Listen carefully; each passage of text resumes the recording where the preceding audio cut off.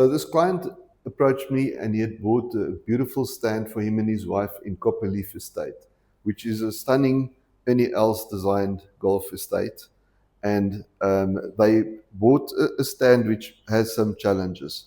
And that's obviously one of the reasons why people approach an architect, is because we know how to analyze and how to tackle the challenges that are there.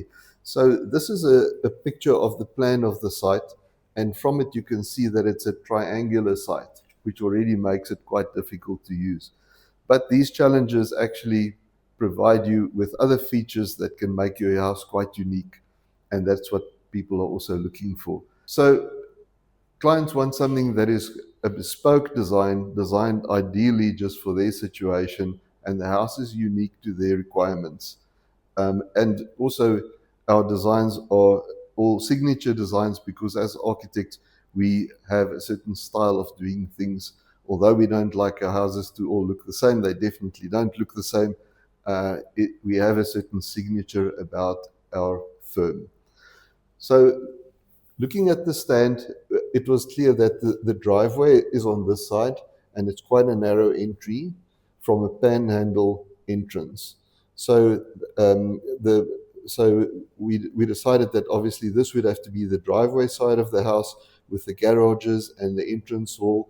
And we particularly like to put the study close to the entrance hall because more and more people work from home, and it's ideal if they could keep an eye on who's arriving, courier, 60/60 nowadays.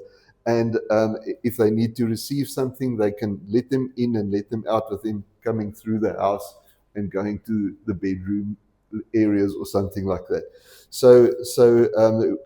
Immediately from the analysis, I knew that we'd have to put the garages here somewhere, the entrance hall somewhere here, and the study. And from there, it leads us through to the entertainment side of the house. And this is the main feature of the house, is the golf course side. So you pay a premium to buy a house on a golf course, and you want to make the most of that. So in this case, when you come into the front door, you look straight through the house. It's a very open plan here, so that you could see through the house and you can actually see the golf course as you enter. And that leads you through, because now you want to go and see what's there. And you see there's a swimming pool, and you see beautiful patios with frameless glass doors, and you see a golf course, and then it actually leads you through the house. But it's very important for us in terms of the design of how you experience the house. So I always look at, where do you go up the stairs or down? And this house actually has a beautiful basement. So we use the spiral staircase that goes up to the bedrooms and also reverses and goes down to the cellar. And that makes a very beautiful central feature here, because a staircase is a beautiful feature in a house. You spend a lot of money on it, and you put strip lighting and things onto it, glass balustrades, and it's actually almost like a statue in the house. As you pass the staircase, you walk over a glass bridge, which is tinted, and this glass bridge is over the basement, which has a beautiful wine cellar and integrated home theater or cinema. It's actually a cinema room, so all the seats face the front.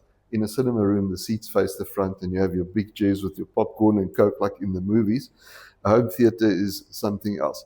So as you approach, you walk over this bulletproof glass, and above this glass bridge, there is an exact skylight. On the exact footprint of this bridge, there is a skylight in the roof, which allows light to fall straight into this double volume, right through the double volume, and then actually penetrate the basement with natural light. So it's an unbelievably beautiful feature to see. As we come up the house, we like to come up a few stairs, because it's always beautiful if the house is slightly perched, and that also gives us better views over the golf course. So we've come up a few stairs here, then we come up a few more stairs, because the stand has a fall towards the street. So now that we arrive in the entertainment area of the house, you can either go to the formal lounge, which links with an entertainment room where you can play pool. There's a pool table and a bar that's integrated, and this all has sliding folding doors that open up beautifully onto this covered patio here and this deck.